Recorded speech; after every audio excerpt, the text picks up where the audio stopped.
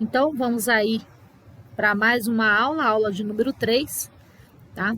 Onde eu vou falar um pouco sobre a origem histórica das organizações, ok?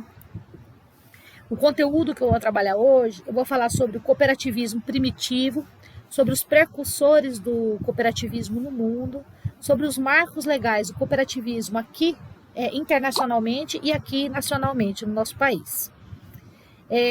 Vou encerrar a aula com um vídeo muito bacana que já vai puxar para o assunto da aula número 4. Então vamos lá. Bom, a necessidade humana de viver em grupos sociais, ela vem desde do tempo primitivo. Então, o cooperativismo, ele é primitivo. As pessoas se juntavam para caçar, como a gente consegue ver aí nessa imagem, né?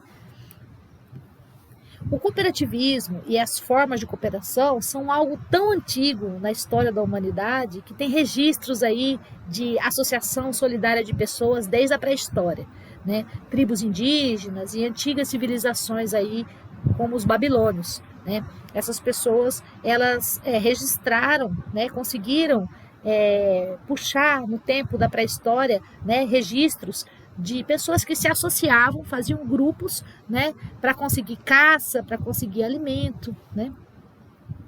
Então, a ação coletiva, né, o cooperativismo, essa ação coletiva, ela é espontânea, né? Ela não foi uma coisa forçada, ela é espontânea, ela é voluntariosa, né? Então as pessoas aí nessa imagem, né, estavam reunidas esperando o outro grupo trazer o alimento, né? Então isso é uma coisa que é da natureza humana.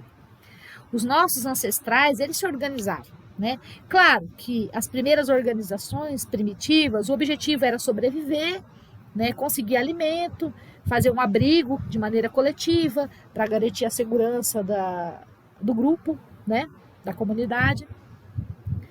Mas isso, né, nos tempos modernos, saindo aí da era primitiva, a gente já encontrou alguns precursores, né? E os primeiros cooperativistas no mundo, né, foram o Robert Owen, o Charles Fourier, né, Philip Joseph, Benjamin Buches e Louis Blanc. Esses foram os pais do cooperativismo no mundo, né?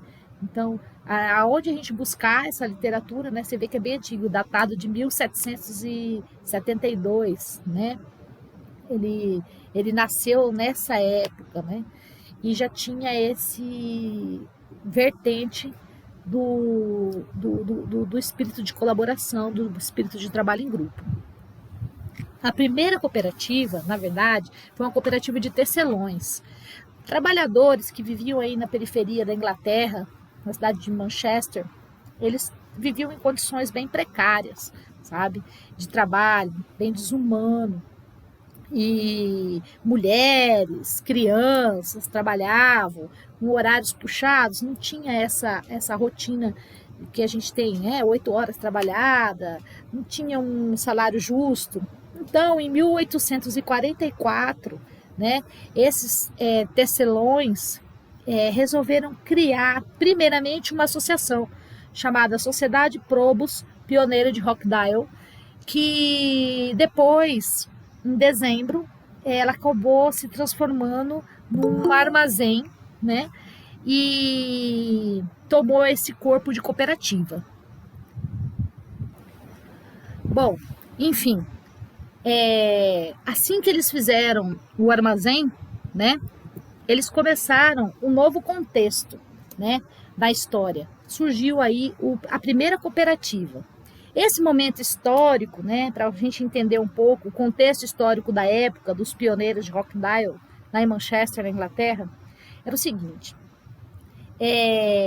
nessa época tinha acabado o feudalismo, né, e estava se iniciando o capitalismo. Então, havia muita preocupação com o capital, com o mercantil, sobre o que era produzido.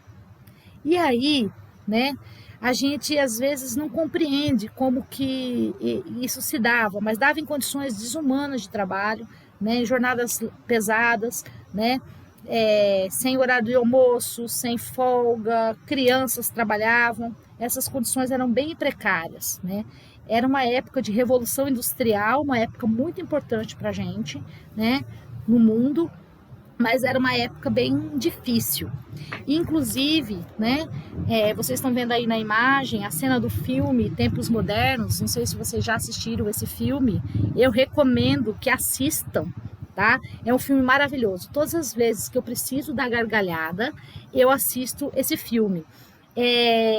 Esse filme do Charlie Chaplin, que é de 1936, ele retrata de maneira genial essa revolução industrial, né? E aí você consegue entender um pouco mais o que motivou as pessoas a fazerem uma organização social para terem condições de trabalho mais humanas e para conseguirem produtos com custos mais acessíveis às condições da época, ok? Os ingleses da Sociedade de Rochdale, eles são conhecidos então como os pioneiros do cooperativismo. Eu achei essa imagem aí deles, né? Percebam que só havia homens, né? E essa é uma imagem do Armazém de Rochdale, né? Que foi a primeira cooperativa que existiu, né? Você percebe que aí as mulheres já começam, né, a aparecer.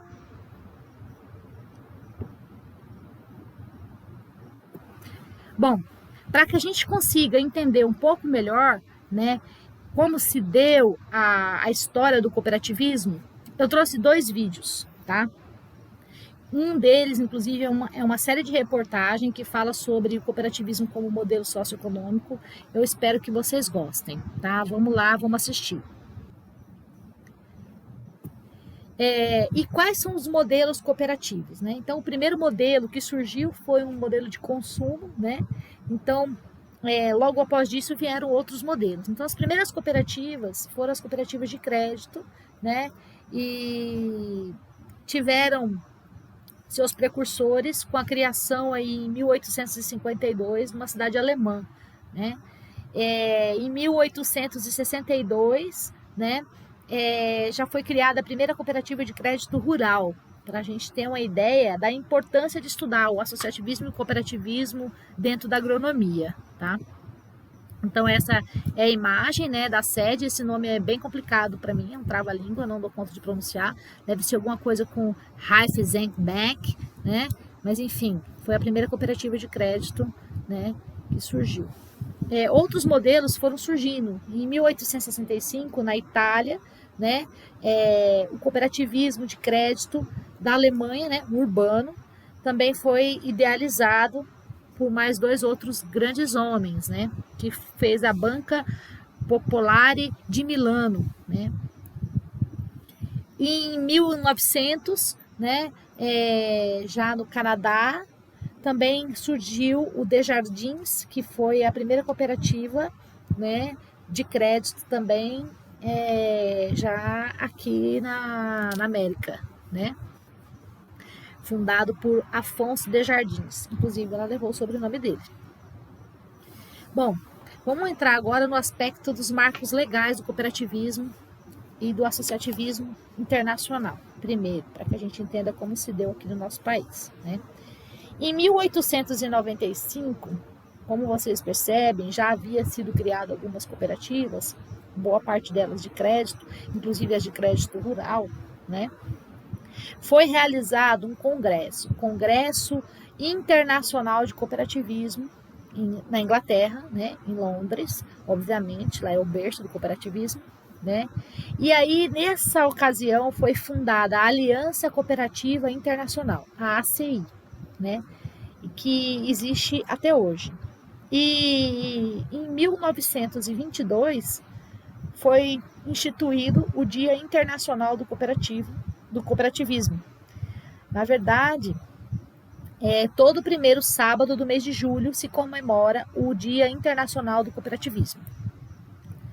A primeira bandeira do cooperativismo, né, ela tinha esse formato quadrado, foi lançada em 1923, mas foi adotada oficialmente em 1925.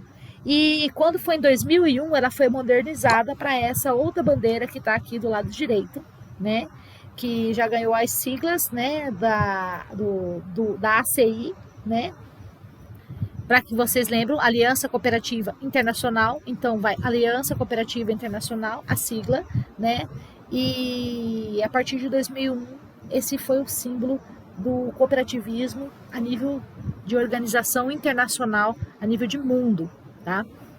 O que significa cada uma dessas cores, né? O vermelho vai significar coragem, tá? O alaranjado, visão de possibilidade de futuro. O amarelo, o desafio em casa, na família e na comunidade. O verde, o crescimento tanto do indivíduo como do próprio cooperado. O anil, a necessidade de ajudar o próximo e aos outros através da cooperação. A cor violeta simboliza beleza, calor humano e amizade. E o azul marinho, o azul mais escuro, ele representa o horizonte mais distante, a necessidade de ajudar as pessoas menos afortunadas, né? E unindo uns aos outros, ok? O símbolo do cooperativismo, na verdade, é esses dois pinheiros dentro desse círculo amarelo, tá? E também tem seus significados, tá? O pinheiro, ele era tido como um símbolo antigamente de imortalidade, um símbolo de fecundidade, por conta da sobrevivência dessa árvore em terras bem pouco férteis e a facilidade de multiplicar dessa planta. E os pinheiros unidos, né, eles são mais resistentes e isso ressalta a força e a capacidade de expansão, né? Então, ele foi usado como símbolo do cooperativismo até hoje, é usado até hoje. O círculo, ele representa a eternidade, porque ele não tem final, nem começo nem fim, né? O verde é para lembrar as árvores, a questão de vida, natureza, a necessidade de manter equilíbrio com o meio ambiente. E o amarelo, que simboliza o sol, uma fonte permanente de energia e calor, ok? Bom, em 1948, houve uma Declaração Universal dos Direitos Humanos, onde estipulou no primeiro parágrafo que toda pessoa tinha direito à liberdade de reunião e associações pacíficas, tá? Então esse foi um dos marcos internacionais. Em 78, né, um pouco depois, né, houve uma Convenção Europeia dos Direitos Humanos, né, onde ficou convencionado que qualquer pessoa tem direito à liberdade de se associar, incluindo o direito de fundar e filiar-se em sindicatos. Então foi mais um passo, né? Em 48, a Declaração dos Direitos Universais, dos Direitos Humanos, deu a liberdade das pessoas se reunirem em forma de uma associação, e em 78 a liberdade de fundar e filiar-se, inclusive, em sindicatos para a defesa dos seus interesses, ok? No direito internacional, esses exemplos mostram que os sistemas de direito ocidental, né, e de muitos outros países abordam a associação de pessoas, a organização social com muita liberdade, né, de maneira muito libertária, são muito flexíveis, independentes, né? Então as pessoas têm o direito de associação entre si, tá?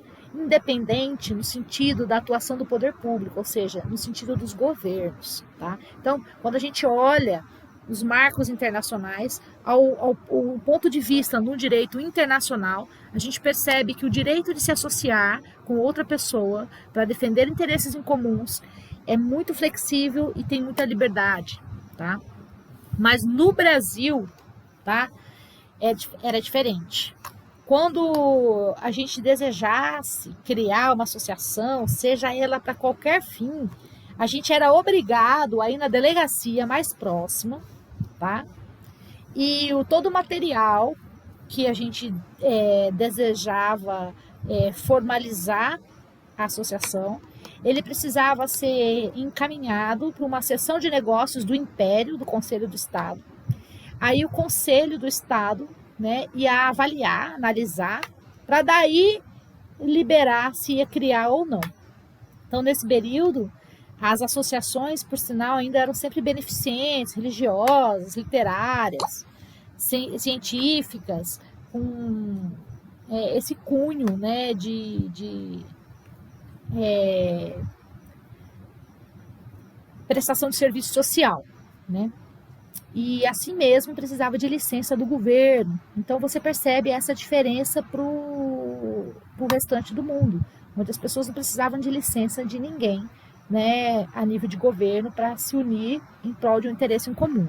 Essa é uma característica marcante. E o que aconteceu, né? Quando isso mudou?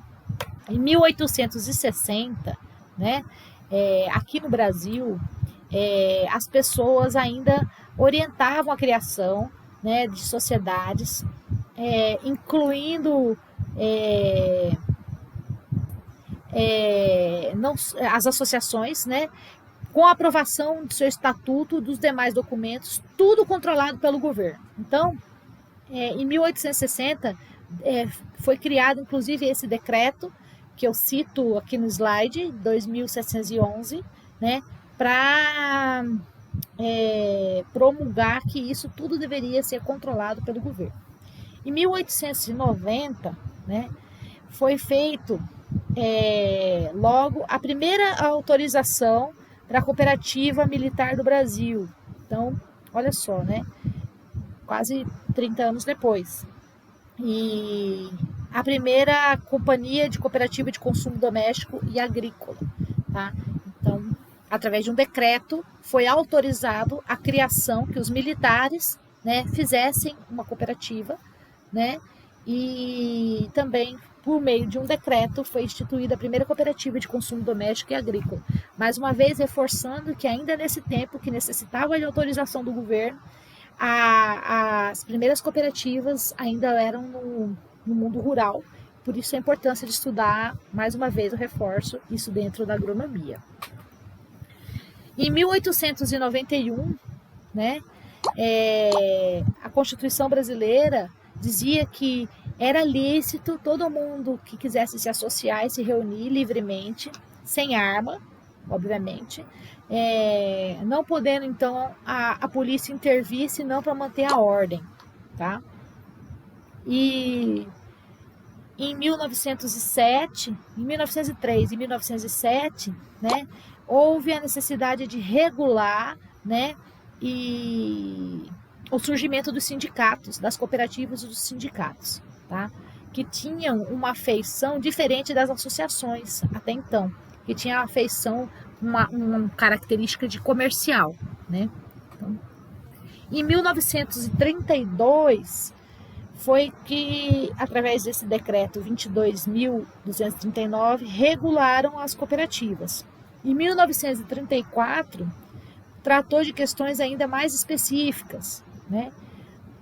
E na Constituição brasileira dizia que tinha como garantia a liberdade de associação para fins lícitos, desde que a associação não pudesse resolver questões de sentença judiciária, tá?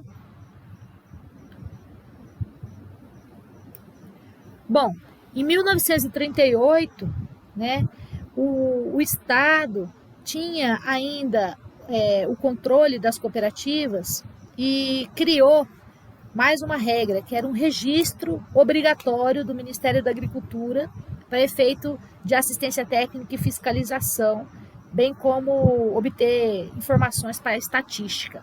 Então, além de ter todo o controle, através desses decretos que eu citei anteriormente, ele também instituía, através de outro decreto, um registro, né, obrigatório no governo, né? Em 1966, né, foi feita uma orientação geral da política cooperativista nacional, dizendo que era responsabilidade do Conselho do Cooperativismo junto ao INCRA, tá? Junto ao Instituto Nacional de Desenvolvimento Agrário. Então, era no INCRA que se fazia a formação do Conselho Nacional de Cooperativismo, e era ele que fazia as avaliações das cooperativas que desejavam ser criadas no nosso país. Em 1967, né, através de um outro decreto, passa a regular, né, de maneira mais clara as ações, né, desse Conselho Nacional de Cooperativismo e, entre outras atribuições, esse conselho tinha que manter o cadastro nacional das cooperativas, ele tinha que assistir e orientar as sociedades cooperativas, coletar da doutrina, administrar o Fundo Nacional de Cooperativismo, baixar as resoluções, dados, informações, né? Fomentar a expansão do cooperativismo ou da cooperativa que estava sendo instituída, promover a divulgação, estabelecer normas de fiscalização, sanções, entre outras. Tá? Então ele começou a ter algumas atribuições também por meio de decreto. Espera só um minutinho, pessoal. Depois de todos esses decretos, né, de formalização da necessidade de preencher todo um modelo, né, e ser passado por um conselho, em 1971 entrou em vigor a Lei do Cooperativismo e ela está em vigor até hoje. Então vejam bem, a Lei do Cooperativismo, criada em 1971, é a lei que está em vigor até hoje. É ela que define toda a política nacional de cooperativismo e institui o regime jurídico das sociedades cooperativas e dá outras providências. Então, eu quando fui chamada para dar aula, né, de cooperativismo e associativismo, a ideia inicial, né, das pessoas que me ofereceram a disciplina e conversaram comigo sobre a disciplina, era que eu fosse trabalhar a lei, artigo por artigo, com vocês. Só que eu não entendo dessa maneira, né? Eu não vejo assim. Essa é a principal lei, né, que institui as regras, os regimes das cooperativas. Ela é muito antiga, ela é cheia de emendas e decretos a consertando. Eu acho que se a gente pegasse artigo por artigo, ia ficar muito maçante, muito terrível, né? Então, como eu vou fazer, né? Conforme a gente for estudando passo a passo das cooperativas, eu vou pincelando algumas necessidades. Eu falo, essa lei aqui é importante, esse item aqui é importante. Por isso que eu já deixei nos slides só aquilo que eu achava que era relevante nos marcos legais, tá? Então, caso vocês tenham curiosidade, entrem nos sites, né? Se vocês não conseguirem, me avisem e baixem a lei, né, do cooperativismo. E caso haja necessidade de estudá-la para poder prestar aí serviço e assistência técnica aí às cooperativas que vocês forem trabalhar, tá? Agora existem outros importantes marcos legais dentro do cooperativismo e do associativismo, que não é só a lei do cooperativismo, né? Essa lei aí de 1971, né? Que é a nossa Constituição Federal de 1988 e o novo Código Civil de 2002. Por que ele é um importante marco legal, professora? Porque é o seguinte, até em 1988, mesmo com o surgimento da lei do cooperativismo, nós brasileiros, quando desejávamos nos reunir junto com mais uma ou 3, 4, quantas pessoas fossem, em prol do interesse em comum, nós éramos obrigadas a submeter toda a documentação da associação, estatuto, ata, tudo, ao Conselho Nacional de Cooperativismo dentro do INCRA, que ia avaliar, e o Estado, se concordasse com a criação de nosso grupo associativa ou cooperativa, ele ia promulgar um decreto, pode criar, tá tudo certo, eu autorizo. E isso acabou em 1988. Então, com o surgimento da Constituição Federal de 1988 e depois com o novo Código Civil Brasileiro de 2002, ampliou os direitos das pessoas e permitiu a livre manifestação de associações e de cooperativas, tá? Então, o principal marco para mim, né, como queriam me cobrar que eu falasse da lei do cooperativismo, né? Ele é muito importante, está em vigor até hoje, mas para mim o principal marco é a Constituição Federal e o novo Código Civil, porque foi através deles que houve a suspensão das limitações, inclusive da lei do cooperativismo.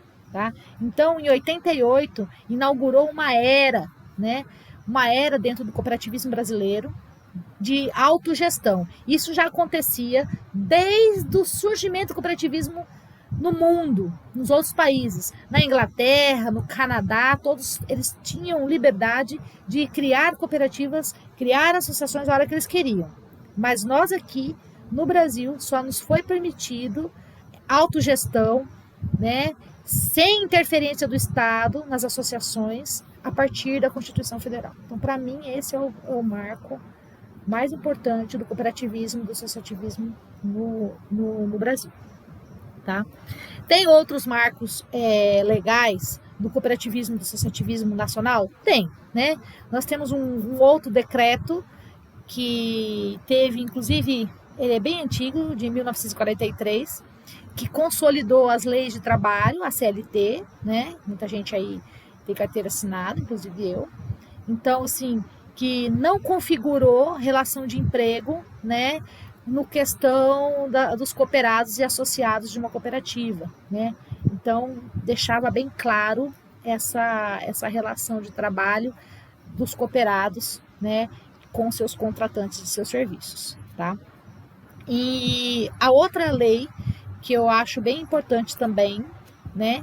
É a 8666, que foi de 1993, que fala sobre as regras para licitação, né, e contratação.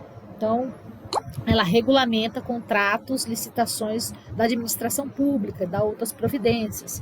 Eu também acho essa lei bem importante, porque nessa lei já veio trazendo, né, a dispensa da licitação, né, na contratação e comercialização, por exemplo, de resíduos sólidos recicláveis e reutilizados em coletas seletivas, efetuado por associações de cooperativas. Então, depois de 93, isso se ampliou, né? Mas já foi um marco também para o cooperativismo, né? As associações de trabalho que prestavam esse serviço de coleta seletiva, de comercialização dos resíduos sólidos urbanos, né? Elas já começaram a fazer parte das chamadas públicas, né? Dispensadas desse processo licitatório. Então, isso também, para mim, é um outro marco bem importante, tá? No quesito Código Civil Brasileiro, para mim, o artigo 53 é o fundamental, onde ele explica bem claro, né, que as associações é uma união de pessoas para fins não econômicos. Então, isso aí é outra coisa muito bacana, né? As pessoas falam assim, mas uma associação é para fins não econômicos. Onde está isso? Está no artigo 53 do Código Civil Brasileiro de 2002, ok?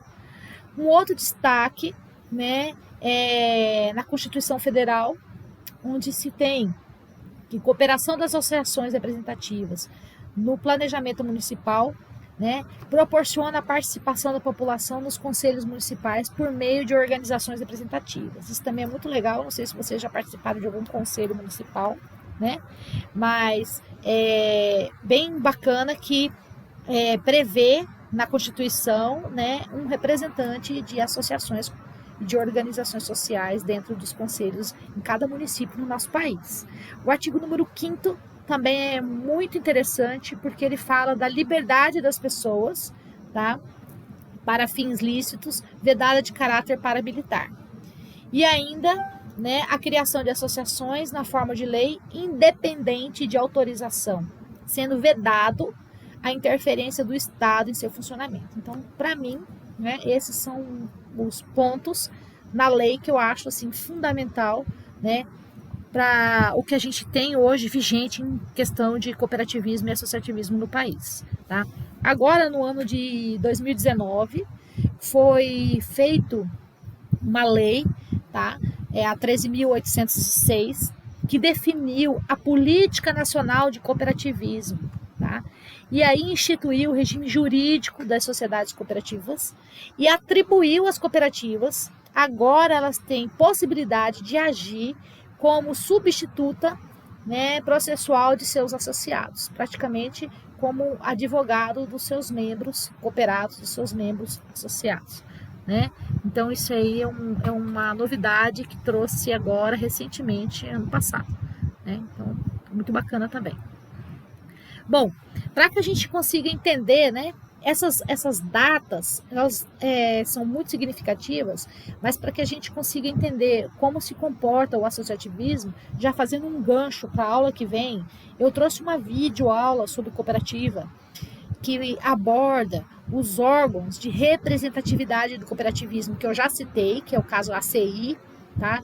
É um módulo chamado Cooperativismo, do programa do Jovem Aprendiz, tá? O nome do professor chama Leandro Finger. Eu gostei bastante e eu acho que vai explicar um pouco mais uma coisa que a gente acaba deixando passar, né? Então eu espero que vocês gostem, tá? Então eu vou passar esse vídeo